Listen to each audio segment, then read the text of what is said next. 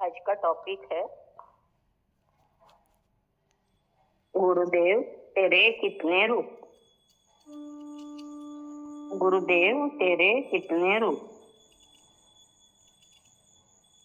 प्रत्येक वस्तु का अपना रूप, रंग, अपनी आकृति और पहचान होती है। किसी भी वस्तु के रूप रंग से हम उसकी पहचान कर पाते हैं। भाव आ रहा है मन में कि हमने सदैव ईश्वरीय सत्ता को भिन्न भिन्न नाम और रूपों से ही जाना। क्या कभी सोचा भी कि एक में ही अनेकों का दर्शन भी पा सकेंगे? पर हाँ, गुरुदेव के भाव ने, सत्संग के भाव ने हमें इतना सुंदर अवलोकन कराया। एक ही रूप में अनेकों के रूप और भाव का दर्शन कराया।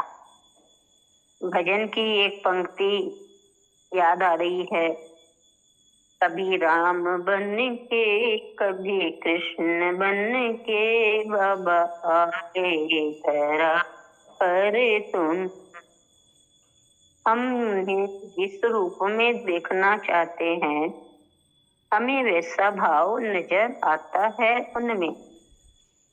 कृष्ण का नाम सुनते ही हमारे मन में आकृष्ट करने का भाव आता है कि कैसे कृष्ण का आकर्षण सभी गोपियों को आकर्षित करता था। कृष्ण की बांसुरी सुन सभी गोपियां सुध बुध भूल जाती थी और खिंची चली आती थी। गुरुदेव की वाणी भाव में भी वही आकर्षण हम पाते हैं जो बरबस हमें सत्संग में आने के लिए आकर्षित करता है। राम हमें मर्यादा में रहने का भाव देते हैं। हमारी सत्संग भी मर्यादा में रहकर कार्य करना सिखलाती है। जीवन में मर्यादा का पालन करते हुए सत्य को पाना गुरुदेव ही सिखलाते हैं। शिव भोले भंडारी हैं, जो भी उनकी शरण में आता है सभी की झोली करते हैं। शिव श्रृंगार करते हैं। शिव संत भी मानव के विकारों का हरण कर जीवन का श्रृंगार करते हैं। सभी को समान भाव से अपनी गोद में स्थान देते हैं। जीव का जीवत्व भाव हटा उसे शिवत्व भाव में लाते हैं।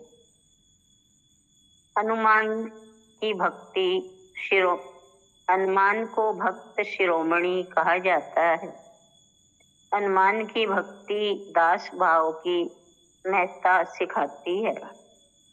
जो अपने प्रभु चरणों का दास बना जीवन समर्पित कर देता है उसमें अपार बल और सत्य की शक्ति भर जाती है। गुरुदेव ने भी बाबा के सानिध्य में कैसा जीवन पाया ये हमारे सम्मुख है। और हम भी जब जब अपने बाबा और गुरु से प्रार्थना करते हैं तो हमें भी हर कार्यों में बल मिलता है, सत्य की शक्ति मिलती है, ऐसा आभास पाते हैं। देवी की शक्ति ही देवी है, शक्ति ही देवी है। संत हमारी सोई हुई शक्ति चेतना को जागृत करते हैं। आत्मभाव की जागृति ही देविक शक्ति है। देवीय भाव की जागृति हमें स्वयं की शक्ति का परिचय देती है। शक्ति का परिचय पाकर विकारों का शमन दमन करने में हम अपने आप को सक्षम पाते हैं। इस प्रकार समय समय पर भिन्न भिन्न रूप भाव का हम गुरुदेव में दर्शन पाते हैं। रामनवमी में उनमें राम का भाव पाते हैं। कृष्ण जन्माष्टमी में कृष्ण का, देवी पूजा में देवी का और शिवरात्रि में शिव का। सत्संग में आकर ही हमने जाना कि सत्य ही ईश्वर है, वही चराचर जगत में व्याप्त है। वही ईश्वर सत्य समय समय पर अनेकों रूपों में जगत कल्याण हित धरा पर अवतरित होते हैं। इतना ही।